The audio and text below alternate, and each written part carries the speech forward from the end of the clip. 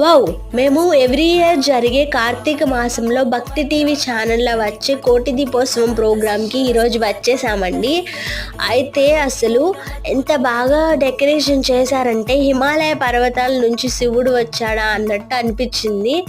అసలు జనాలు చూస్తే ఇసుకేస్తే రాలనంత జనాలు ఉన్నారండి. మా అమ్మ ఎప్పుడు చెప్తూ ఉండేది కోటి దీపోత్సవం ప్రోగ్రామ్‌కి ఎప్పుడైనా వెళ్ళాలి అని చెప్పి.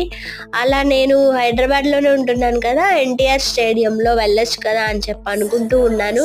అలా అనుకోగానే నాకు విఐపి పాస్ దొరికిందండి. అసలు వెళ్తే జనాలు మామూలుగా లేరండి.